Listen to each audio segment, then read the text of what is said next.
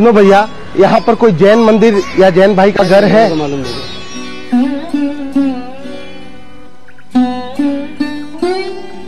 सुनो भैया, यहाँ पर कोई जैन मंदिर या जैन भाई का घर है? ये है ना गुरुजी जैन भाई का घर। धन्यवाद।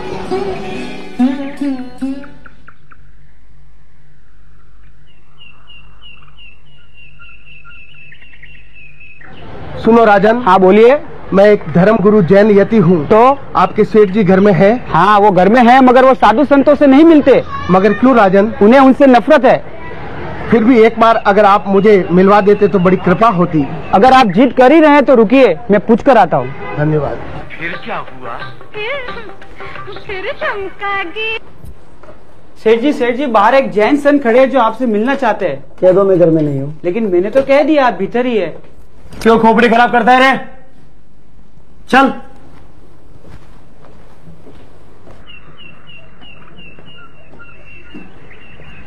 कहिए, मुझसे क्या काम है? देखो राजन, हम 3 मुनिगण जंगल में विहार करते हुए चातुर्मास के लिए रामपुर जा रहे थे कि रामपुर यहाँ से 150 किलोमीटर दूर है। जंगल में विहार करते हुए मेरे पाँव में कांटा छुप गया। मेरे साथ के दोनों मुनि बातें करते हुए आगे चल निकले और मैं रास्ता भटक गया। मैं 7 दिनों से भटकते भटकते यहाँ तक पहुँचा हूँ। तो क्या आपको पैसे या गाड़ी चाहिए रामपुर जाने के लिए? नहीं राजन, ये सब हमारे लिए वर्जित है। तो आप मुझसे चाहते क्या हो? यदि आप मुझे आज्ञा दे तो मैं आपके घर पे चातुर्मास करना चाहता हूँ। देखिए, आप एक जैन यति है और आप तकलीफ में हैं, इसलिए इंसानियत के नाते मैं आपको मना नहीं कर सकता हूँ, मगर मेरी एक शर्त है। बोलो राजन। देखिए, आप मेरे जीने के तरीके में कभी दखल अंदाजी नहीं करेंगे और न ही मुझे कभी उपदेश देंगे। बोलो, मंजूर है? हमारी क्रियाएं ही हमारा उपदेश है। वैसे भी उपदेश देने से किसी के जीवन में कोई परिवर्तन आ जाए ये कोई आवश्यक नहीं है। हाँ, परिवर्तन के लिए जीवन में एक टर्निंग पॉइंट ही काफी है। ठीक है महाराज को कमरे में ले जाओ। पधारिए महाराज, पधारिए। ये है आपका कमरा, आप यहाँ आराम से रहिए। और हाँ, हमारे सेठ जी की बातों का बुरा नहीं मानना, वे दिल के बड़े ही अच्छे हैं, मगर उन्हें धर्म में जरा भी रुचि नहीं है। मगर क्यों राजन? बचपन में हमारे सेठ जी ऐसे नहीं थे।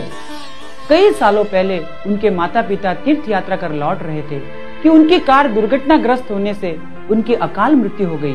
तीर्थ यात्रा करने के बाद भी ऐसी दर्दनाक मौत से हमारे सेठ जी को धर्म से नफरत हो गई। कर्म थारी गति न्यारी, कर्म थारी गति न्यारी। खैर छोड़िए महाराज, अब ये बताइए मैं आपके लिए भोजन में क्या क्या बनाऊं? देखो राजन, जैन साधु इस तरह से आदेश नहीं दिया करते। आपके पास जो भी उपलब्ध है उसी में से मैं अपने व्रत नियमानुसार सात्विक भोजन ग्रहण कर लूंगा। हाँ, अभक्ष्य आहार वर्जित है। अभक्ष्य अर्थात? कंदमूल, बैंगन, फूल गोभी आदि कई प्रकार के अभक्ष्य आहार है।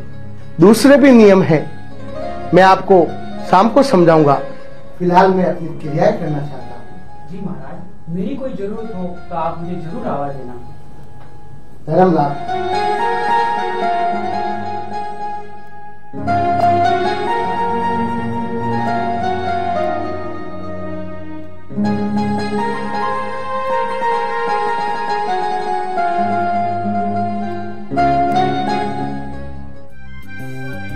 मस्त तू चीज बड़ी है, मस्त मस्त। सेठ जी ये क्या कर रहे हैं आप? क्यों बे, क्या हुआ? महाराज ने संथारा कर लिया है। तो तूने क्यों करने दिया? क्या कर लिया? संथारा मतलब महाराज सो गए हैं। अच्छा, संथारा। लगता है तुझे आज से उपदेश पिलाने शुरू कर दिए। राम कह रहे महाराज रोज इतनी जल्दी सो जाएंगे क्या? रोज का तो पता नहीं, पर आज उनका 8वां उपवास है ना, इसलिए शायद। 8वां क्यों? आज तो कुछ खाया होगा ना? घर में जो कुछ भी था सब उनके सामने रख लिया, मगर सिवाय गर्म पानी के उन्होंने कुछ नहीं लिया। कहीं वे सुबह की बातों से आपसे नाराज तो नहीं सेठ जी? सुबह मैं बात करूंगा, जा खाना लगा।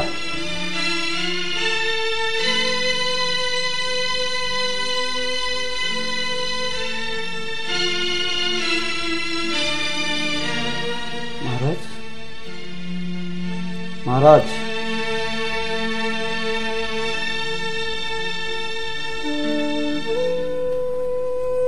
धर्मलाभ राजन।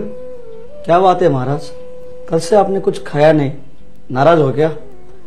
नहीं राजन नहीं, साधु तो राग और द्वेष से परे होते हैं, भला फिर किस बात की नाराजगी।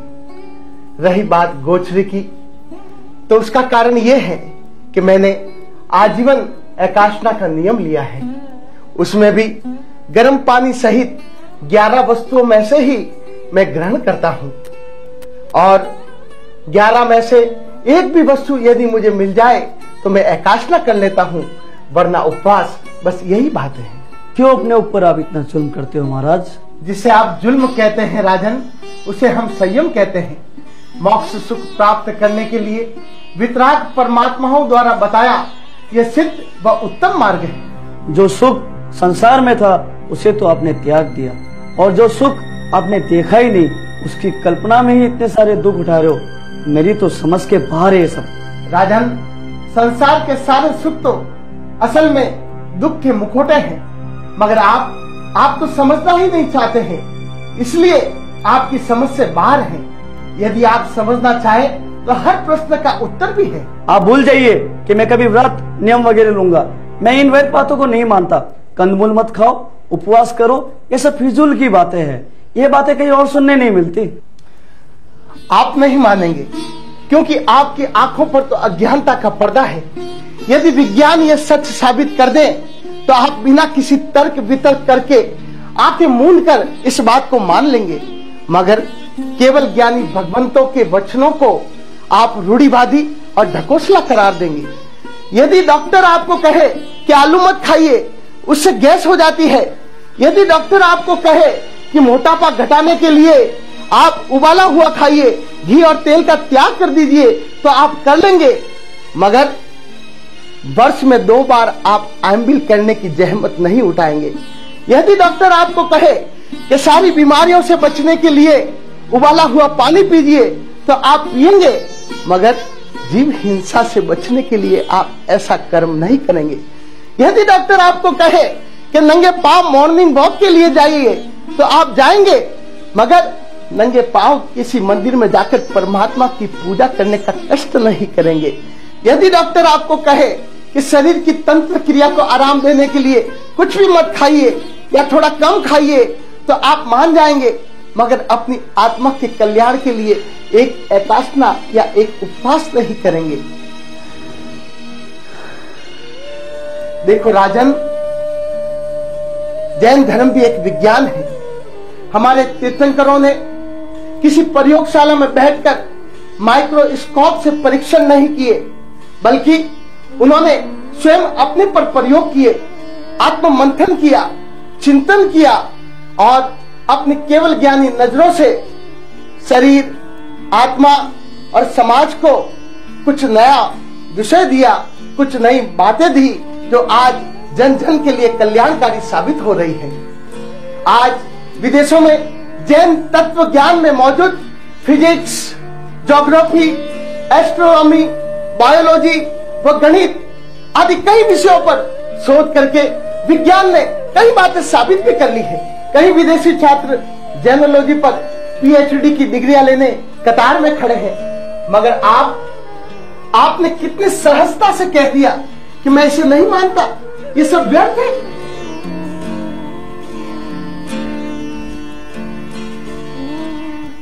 धर्म लाभ। हम धर्म की ज्योति में अपना भी तेज मिलाएंगे। वीर की वाणी का अमृत जन जन को पिलाएंगे। जन्मों से जैनों को हम कर्मों से जैन बनाएंगे। कर्मों से जैन बनाएंगे। हीरे को पत्थर समझकर खुद को ही धोखा दिया। खुद को ही धोखा दिया। अपने हित की बात को भी झूठे मत में उड़ा दिया। झूठे मत में उड़ा दिया। गैर भी झुकते हैं अपने धर्म में वो प्रभाव है। धर्म में वो प्रभाव है। पट्टी बांधी झूठी जिद की आंखों पे पर्दा किया।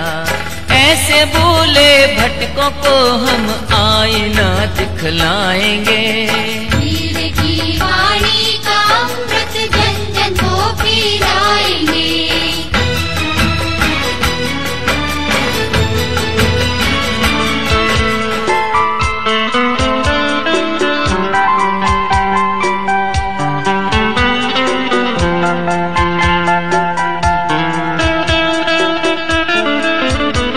आपने हमें आश्रय दिया, इसके लिए आपको बहुत बहुत धन्यवाद। यदि इन 4 महीनों में हमसे आपको किसी प्रकार की तकलीफ हुई हो तो हम क्षमा चाहते हैं। मुझसे भी कोई गलती हुई हो महाराज तो मुझे भी क्षमा कर दो महाराज। धर्मलाभ, मुझे भी क्षमा करना महाराज। धर्मलाभ, देखो राजन, इन 4 महीनों में मैंने आपको कोई उपदेश नहीं दिया। यदि आप कुछ सुनना चाहते हैं तो जाते जाते मैं आपको कुछ कहना चाहता हूँ। ठीक है, कहिए। देखो राजन, मानव भाव बहुत दुर्लभ है, उसमें भी जैन कुल तो लाखों में एक को मिलता है। एक बार, बस एक बार अपनी आत्मा की गहराई में जाकर सोचो कि आपकी अपनी मान्यताएं क्या है और केवल ज्ञानियों की मान्यताएं क्या है। जिस दिन इस बात को तुम सोच लोगे, सचमुच में आप अपने जीवन को सार्थक कर दोगे। ठीक है, सोचूंगा महाराज। काम पे रहे, महाराज को अगले गांव तक छोड़ के आओ। धर्मलाभ,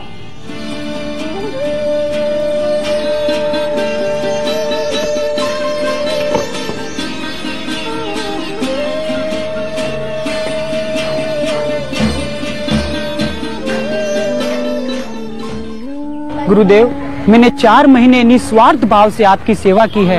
कृपया जाते समय मुझे कुछ ऐसा दे जाइए जो आपकी याद बनकर हमेशा मेरे पास रहे।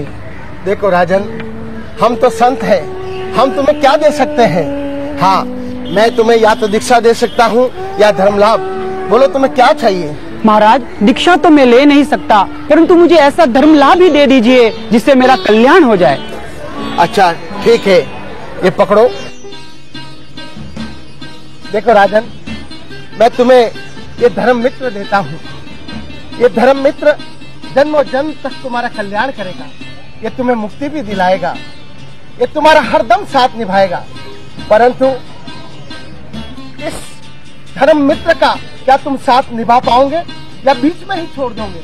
गुरुदेव, आप मुझे इतनी बड़ी चीज दे रहे हैं। कल ही मैंने लॉटरी की टिकट खरीदी थी।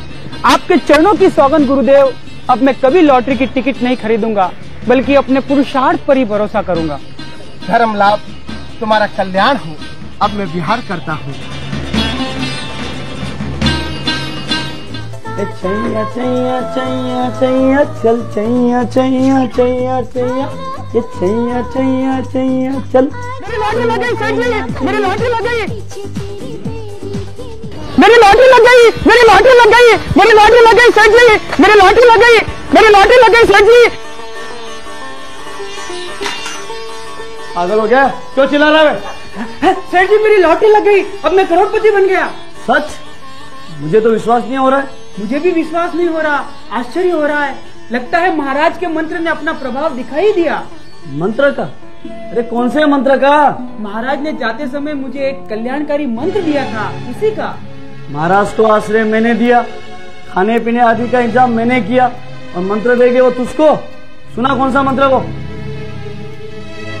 ये लो। नमो हरिहंतानम। अरे पगले, ये तो अधूरा है। मैं तो कोई दूसरा मंत्र समझा था, और ये तो मुझे पूरा आता है। ले सुन। नमो हरिहंतानम, नमो सिद्धानम, नमो आर्यानम, नमो उज्जायनम, नमो लोय सवसावनम, ऐसो पंचन नमुक्कारो सर्व पाव पनासनो, मंगलानम च सर्वे सिंह परमम हवै मंगलम। अरे वाह सेठ जी, आपको तो पूरा मंत्र याद है, मगर क्या फायदा। सेठ जी, अब तो जागिए, अब तो सुधरिए और सोचिए कि ये घटना किस ओर इशारा कर रही है। सोचिए कि जब जैन धर्म की इस एक पंक्ति में इतनी बड़ी शक्ति है, तो संपूर्ण जैन धर्म की महिमा क्या होगी। सेठ जी, अब तो यथार्थ को स्वीकार कीजिए। ए चल चल, तुम मुझे जैन धर्म मत समझा, मैं तो जन्म से जैन हूँ। सेठ जी, आप खुद को जैन कहते हैं, कहाँ था आपका जैनत्व जब आपने एक जैन संत का तिरस्कार कर उन्हें अपनी शर्तों पर आश्रय दिया और उनके उपदेशों की खिल्ली उड़ाई? कहाँ था आपका जैनत्व जब गांव के अजैन लोग उस महापुरुष को वंदन कर रहे थे, व्रत नियम ले रहे थे, मगर आपने उनको हाथ तक नहीं जोड़े? कहाँ था आपका जैनत्व जब आप अपने तरीके से जी रहे थे? सेठ जी, जन्म से नहीं, जैन तो कर्मों से बनना पड़ता है। आपको पूरा मंत्र याद है ना? तो क्या आपने मुझसे कोई प्रतिस्पर्धा जीत ली? आपने तो सिर्फ तोता रट कर रखी थी, उस मंत्र का आत्मसात कभी किया ही नहीं। मेरे पास तो सिर्फ एक ही पंक्ति थी, नमो अरिहंताणम, जिसका अर्थ है मैं अरिहंत परमात्मा को नमस्कार करता हूँ। और ये नमस्कार शब्दों से नहीं, दिल से सिर झुकाकर करना पड़ता है, तभी इसका प्रभाव दिखाई देता है। और भगवान जानते हैं कि मैंने किसी लालच में नहीं बल्कि अपने आत्म कल्याण के उद्देश्य से इस मंत्र का जाप किया। और इसीलिए ये मंत्र अब मेरी परीक्षा भी ले रहा है कि मैं धन लाभ और धर्म लाभ में से किसे चुनता हूँ। सेठ जी, धन लाभ आपका और धर्म लाभ मेरा। लीजिए ये लॉटरी का टिकट, मैंने अब सोच लिया है कि मैं दीक्षा ही लूंगा। तूने तो मेरी आंखें खोल दी रे। चल मैं भी तेरे साथ चलकर गुरुदेव से समायाचना करूंगा, प्रायश्चित लूंगा और हाँ, अगले चातुर्मास की विनंती भी करूंगा। मगर तू क्या सचमुच दीक्षा लेगा? गुरुदेव से धर्म लाभ पाकर जब मेरा इतना कल्याण हुआ है तो दीक्षा तो निश्चित ही मेरे लिए बड़ी हितकारी होगी। सेठ जी, मैं दीक्षा लेकर खुद धर्म प्रचार करूंगा। तो मैं भी संकल्प करता हूँ कि इस लॉटरी ने जो हमारे जीवन में परिवर्तन लाया है, उसके पैसों से मैं समाज में परिवर्तन लाने का प्रयास करूंगा। मैं इन पैसों का अखिल भारतीय श्री राजेंद्र जैन तरुण परिषद शाखा मुंबई जैसी संस्थाओं का अनुदान करूंगा जो धार्मिक शिक्षा का प्रचार करती हो। तो सारी सामाजिक समस्याओं का हल धार्मिक शिक्षा में मौजूद है। यह सत्य अब मैं जान चुका हूँ, क्योंकि आज के दिन से ही मेरे जीवन में टर्निंग पॉइंट आ चुका है। क्या आप भी अपने जीवन में टर्निंग पॉइंट की राह देखेंगे या आज के ही दिन को टर्निंग पॉइंट मानकर आगे बढ़ेंगे? डूबती नैया को देखो, धर्म से वो बचा गए, धर्म से वो